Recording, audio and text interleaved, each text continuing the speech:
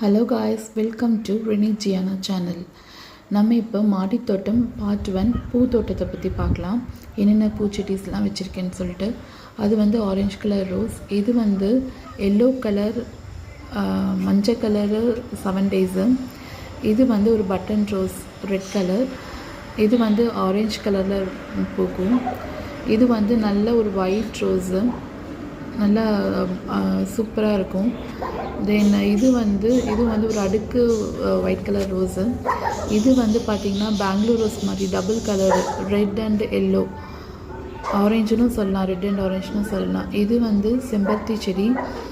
இது பாருங்கள் எவ்வளோ மொட்டுகள் இருக்குது. இது வந்து நிறைய பூச்சியெல்லாம் பிடிச்சிருந்தது, அதெல்லாம் நான் வந்து போன வாரம் ஃபுல்லாக உரம்லாம் கொடுத்தேன். தென் 3 days முன்னாடியெல்லாம் வந்து அரிசி கழுவுன தண்ணி அதெல்லாம் ஊற்றிருக்கேன். ஸோ அதனால தான் வந்து கொஞ்சம் செடியிலலாம் பார்த்திங்கன்னா ஒயிட்டாக இருக்கும். ஸோ அதெல்லாமே அரிசி கழுவுன தண்ணியோட இது. தென் இது வந்து முல்லைப்பூ செடி. இது வந்து வாங்கும்போது ரொம்ப காஞ்சி போன குச்சி மாதிரி தான் இருந்தது, ஆனால் இப்போ வந்து நல்லா அழகாக தளர்ந்து வந்துருச்சு. தென் இது வந்துட்டு நல்ல ஒரு ஆரஞ்சு கலர் ரோஸு, அடுக்கு ரோஸ் மாதிரி இருக்கும், நல்ல ஆரஞ்சு கலர், பேல் ஆரஞ்சு இது. தென் இது வந்து பார்த்திங்கன்னா yellow colour rose, yellow rose நல்லா அடுக்கடுக்காக வரும், அழகாக இருக்கும் பார்க்குறதுக்கு. ரொம்ப பெருசாகவும் இருக்காது, ரொம்ப குட்டியாகவும் இருக்காது, அந்த மாதிரி மீடியம் சைஸில் இருக்கும். இது வந்து பார்த்திங்கன்னா நம்மளோட வெல்வெட் ரோஸு. பாருங்கள் இவ்வளோ மொட்டுக்கள் இருக்குது.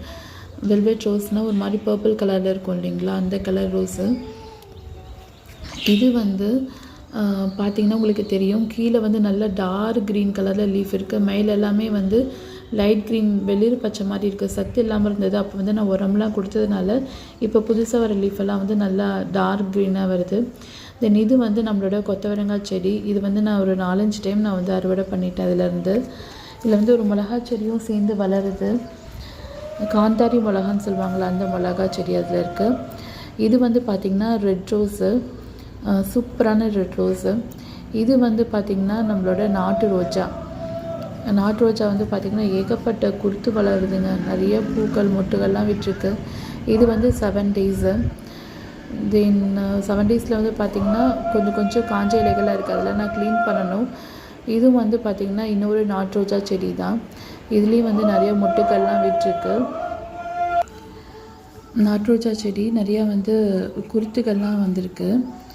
அப்புறம் இது வந்து நம்மளோட ஸ்ட்ராபெரியில் வந்துட்டு பூவெல்லாம் வந்துச்சு, ஆசையாக போய் பார்த்தோம். ஒரு 2 ஸ்ட்ராபெரி தான் உருப்படியாக வருது. இதுவங்க வந்து கொஞ்சம் அழுகிட்டாங்க, அதெல்லாம் நம்ம பிச்சு போட்டுடணும். தண்ணி நிறைய விட்டுட்டேன்னு